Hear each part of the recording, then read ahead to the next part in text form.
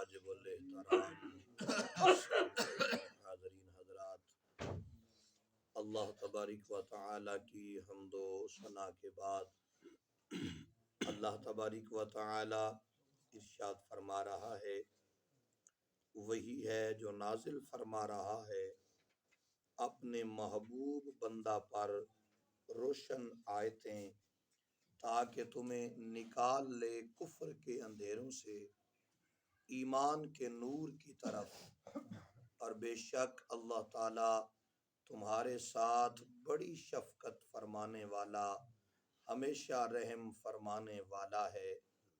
آخر تمہیں کیا ہو گیا ہے کہ تم خرچ نہیں کرتے اپنے مال راہ خدا میں، حالانکہ اللہ تعالیٰ ہی آسمانوں اور زمین کا وارث ہے۔ محترم سامعین و حاضرین حضرات، قرآن مجید فرقان حمید کی اس آیہ مبارکہ کے اندر حضور نبی پاک علیہ الصلاۃ والسلام کی امت کو ایک بہت بڑا عظیم سبق دے رہا ہے، اور یہ سبق وہ سبق ہے جو ہمارے لیے دنیا میں بھی خیر اور برکت کا ذریعہ ہے، اور آخرت میں تو پھر اس کے کیا کہنے ہیں۔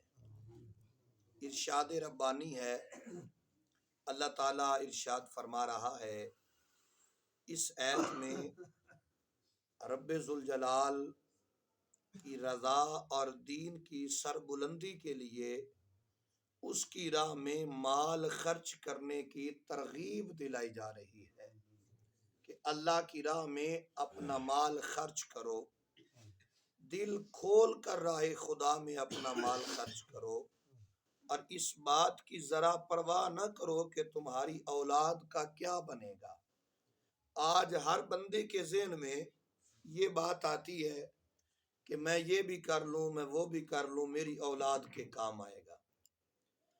جو جس کام میں ہے وہ کوشش کر رہا ہے کہ میں اسے مزید آگے بڑھاؤں تاکہ میرے مرنے کے بعد یہ مال میری اولاد کے کام آئے۔ جینے کا مقصد صرف یہ بنا لیا ہے کہ میں یہ سارا کچھ کروں تاکہ میرے مرنے کے بعد یہ دولت، یہ مال میری اولاد کے کام آئے۔ ہر بندے کے ذہن میں تقریباً یہ معاملہ چلتا ہے، بندہ جو بھی کرتا ہے وہ اپنی اولاد کے لیے کر رہا ہے۔ اللہ تعالیٰ ارشاد فرما رہا ہے اس بات کی ذرا بھی پرواہ نہ کرو کہ تمہاری اولاد کا کیا بنے گا، ان کو پیدا میں نے کیا ہے تو ان کا رازق بھی میں ہوں، ان کا خالق بھی میں ہوں۔ اگر تم کما رہے ہو تو کیا تمہاری اولاد نہیں کمائے گی؟ کمائے گی۔ تو مالک فرماتا ہے اگر میں تمہیں ترقی دے سکتا ہوں تمہاری اولاد کو بھی دے دوں گا، لیکن میں نے جو تمہیں دیا ہے وہ دل کھول کر میری راہ میں خرچ کرنا شروع کر دو، میری راہ میں تقسیم کرنا شروع کر دو۔ تمہاری زندگی کی ضروریات کیسے پوری ہوں گی؟ تمہارا معاملہ اپنے رب کریم کے ساتھ ہے، زمین و آسمان کے سارے خزانے اس کے دست قدرت میں ہیں، ہر چیز کا مالک وہ ہے، وہ بڑا غیور ہے، اس کی غیرت ہرگز برداشت نہیں کرتی کہ اس کی راہ میں کوئی گھر بار لٹانے والا کسی غیر کا دست نگر ہو۔ ایک ایک جملہ بڑا قابل غور ہے، وہ خزانہ غیب سے اسے اس طرح نواز دیتا ہے، اتنا رزق دے دیتا ہے کہ دیکھنے والے دنگ رہ جاتے ہیں۔ اللہ تعالیٰ ارشاد فرما رہا ہے کہ یہ کیسے ہو سکتا ہے کہ کوئی میری راہ میں خرچ کرنے والا ہو اور پھر میں اسے تنگ دست بنا دوں، پھر میں اسے لوگوں کے سامنے رسوا کر دوں۔ یہ فرمایا کیسے ہو سکتا ہے؟ ایک دفعہ فرمایا آزما کے دیکھو، تم راہ خدا میں خرچ کر کے دیکھو اور پھر دیکھنا کہ اس کا رزلٹ کیا نکلتا ہے۔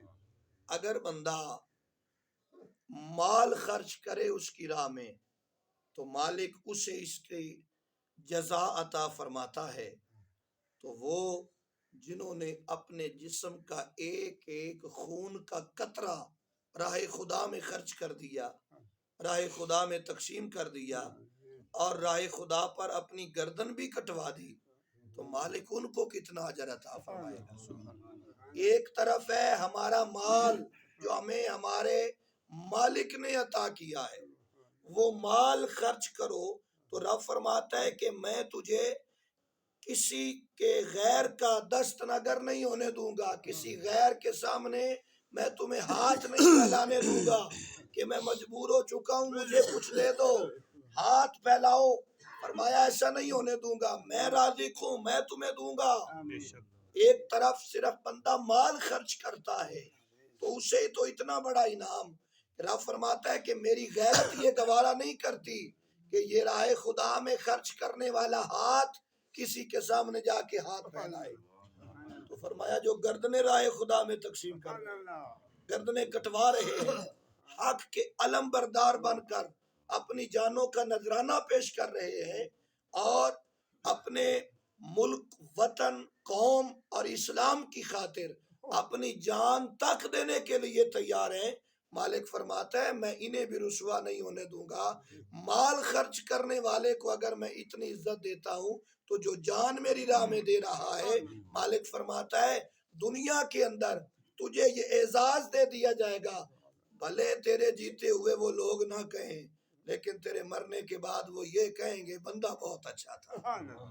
اور یہ ہم نے اپنی آنکھوں سے یہ منظر دیکھا ہے، اپنے کانوں سے یہ بات سنی ہے۔ لوگ تھے جو کہتے تھے کہ بابا امیر المجاہدین علامہ خادم حسین رضوی بس ایسے ہی باتیں کرتا رہتا ہے، اسے کیا پتا ہے کہ یہ ملک کیا ہے، اس کا نظام کیا ہے۔ لیکن آج ہم نے اپنے آنکھوں سے وہ منظر دیکھا ہے، اپنے کانوں سے یہ لفظ سنے ہیں، کہتے ہیں لوگوں ہم تو ہاتھ ملتے رہ گئے، اب ہاتھ پلے کچھ نہیں آنے والا، ہمیں تو سمجھ ہی بعد میں آئی ہے کہ بابا کیا شے تھی۔ ہاں جی، تو اسی طرح یہ ہوتا ہے۔ اسی طرح سید شبیر شاہ صاحب حافظ آبادی رحمت اللہ تعالی علیہ آپ فرمایا کرتے تھے اکثر ملک و قوم میں یہ ہوتا ہے کہ لوگ عزت مرنے کے بعد ہی دیتے ہیں، مرنے کے بعد۔ یہ چھوٹے سے لے کر بڑے تک یہی حالت ہے۔ آج والدین کے معاملات میں دیکھ لو تو والدین حیات ہیں تو کوئی عزت نہیں کرتا، اولاد نافرمان ہو جاتی ہے۔ میں نے اپنی آنکھوں سے لوگوں کو، والدین کو اولاد کے معاملے میں روتے ہوئے دیکھا ہے، تڑپتے ہوئے دیکھا ہے۔ لیکن وہی ماں باپ جب فوت ہو جاتا ہے تو پھر لوگوں میں بیٹھتے ہیں، پھر جناب باتیں کرتے ہیں، ہائے افسوس میں اپنے والدین کی قدر نہ کر سکا۔ اسی طرح استاد کا معاملہ ہے تو جیتے ہوئے ہم اپنے استاد کی قدر نہیں کرتے، جب استاد چلا جائے، انتقال کر جائے تو پھر کہتے ہیں یار ہمارے استاد تھے لیکن ہم ان کی قدر نہ کر سکے۔ آج وقت ہے، پھر تو پچھتانے کا کوئی فائدہ ہی نہیں ہے۔ ہاں جی، آج وقت ہے، آج سنبھلیں، آج دیکھیں اپنے آپ کو، شعور اور بیداری کا عالم ہونا چاہیے۔ ہم حضور کے غلام ہیں، حضور کا کلمہ پڑھنے والے ہیں، تو جب مال خرچ کیا جائے تو اتنی شان و شوکت ہے، تو جو جان بھی قربان کرنے کے لیے تیار ہو۔ آج ہمارا حق بنتا ہے کہ ہم اپنے ملک کے لیے، اپنی قوم کے لیے اور نبی پاک علیہ الصلوۃ والسلام کے نظام کے لیے اپنا مال خرچ کریں۔ غیروں پر خرچ کرنے کا کیا فائدہ؟ راہ خدا میں خرچ کرنے کا اجر دیا جا رہا ہے۔ یہاں پر یہ نہیں کہا جا رہا کہ تیرا جہاں پر جیا ہے جو جیا ہے کرتا رہے، جتنا مال ہے میں تجھے اور دیتا رہوں گا۔ فرمایا میری راہ میں خرچ کر، اس لیے کہ میں تیرا رازق ہوں۔ راہ خدا میں خرچ کر، میری راہ میں خرچ کر، اور جب میری راہ میں خرچ کرے گا تو فرض کرو جیسے اب مسجد بن رہی ہے، یہ اللہ کی راہ ہے، جو اللہ کی راہ میں خرچ کرتا ہے، مالک فرماتا ہے تو نے میری راہ میں خرچ کیا ہے، میرے گھر پر خرچ کیا ہے، میں تجھے اس کا 10 گنا مزید اور عطا کر دوں گا۔ 1 روپیہ دیا ہے میں تجھے 10 روپے دنیا میں دے دوں گا، 70 گنا آخرت میں دوں گا۔ تو جو 1 روپیہ خرچ کرے اسے بھی اجر ہے، جو 10 لاکھ خرچ کرے اسے بھی اجر ہے، جتنا دو گے اس کے حساب سے اجر ہے۔ اور پھر وہ رب فرماتا ہے یہ تو تیری محنت کا اجر دیا جا رہا ہے، اس کے بعد جو میں نے تیرے اوپر فضل فرمانا ہے اس کی کوئی انتہا ہی نہیں ہے، جو رحمت فرمانی ہے اس کی کوئی انتہا ہی نہیں ہے۔ تو عزیزان گرامی قدر، دعا ہے رب العالمین